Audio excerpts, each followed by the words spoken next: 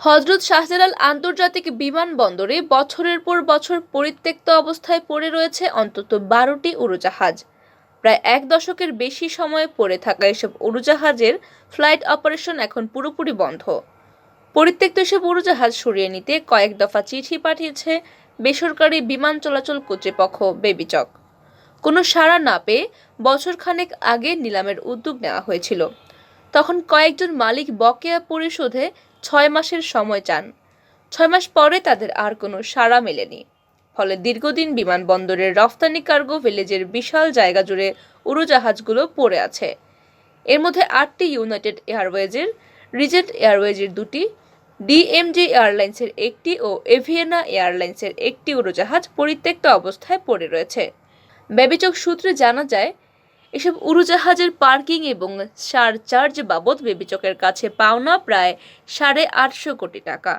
এর মধ্যে সর্বোচ্চ বকেয়া বন্ধ হয়ে যাওয়ায় জিএমজি এয়ারলাইন্সের কাছে। প্রতিষ্ঠানের কাছে 360 কোটি টাকা বকেয়া রয়েছে বেবিচকের। 2012 সালে জিএমজি এয়ারলাইন্স তাদের আন্তর্জাতিক ও অভ্যন্তরীণ ফ্লাইট স্থগিত করে। রিজেন্ট এয়ারওয়েজের কাছ থেকে বকেয়ার পরিমাণ 200 কোটি টাকা। 2020 সালের মার্চে বন্ধ হয়ে যায় রিজেন্ট। তার আগেই বেশ কয়েকটি রুটে বিমান চলাচল বন্ধ করে দিয়েছিল সংস্থাটি। এর বাইরে পার্কিং চার্জ ও চার্জ বাবদ কর্তৃপক্ষের কাছে ইউনাইটেড এয়ারওয়েজের বকেয়া 190 কোটি টাকা।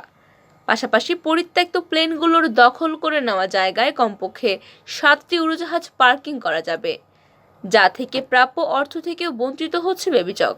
আর তাই উড়োজাহাজগুলো এবার নিলামে বিক্রি করে দেওয়ার সিদ্ধান্ত নিয়েছে বেবিচক। নিলাম করতে পারলে পার্কিং চার্জ ও চার্জ বাবদ বকেয়া টাকা যেমন উসুল হবে, তেমনি পার্কিংয়ের জন্য জায়গাও ফাঁকা হবে। তবে নিলামে কাঙ্ক্ষিত দাম না পেলে প্রয়োজনে উড়োজাহাজগুলো কেজি দরে বিক্রি করে দেওয়া হবে বলে জানা গেছে। বিমানবন্দর কর্তৃপক্ষ বলছে, বিমানগুলোর রেজিস্ট্রেশন আগেই বাতিল করেছে বেবিচক। এরপর বিমানবন্দর থেকে উড়োজাহাজ সরিয়ে নিতে দফায় দফায় নোটিশ দেওয়া হয়েছে।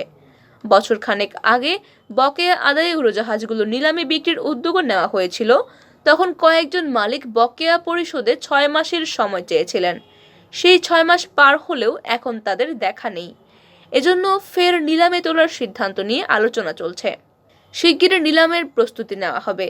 শাহজালাল আন্তর্জাতিক বিমানবন্দরের নির্বাহী পরিচালক গ্রুপ ক্যাপ্টেন কামরুল ইসলাম বলেন, উড়োজাহাজগুলো সরিয়ে নিতে আমরা অনেকবার চিঠি দিয়েছি, তবে উড়োজাহাজ প্রতিষ্ঠানগুলো কোনো জবাব দেয়নি।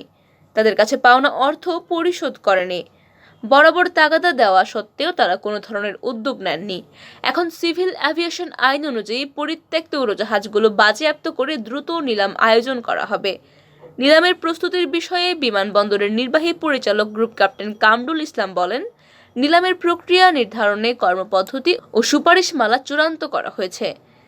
আইনি মতামত নিয়ে ধাপে ধাপে এগোচ্ছি। আশা করি 3rd টার্মিনাল চালু হওয়ার আগেই নিলাম সম্পন্ন করতে পারব।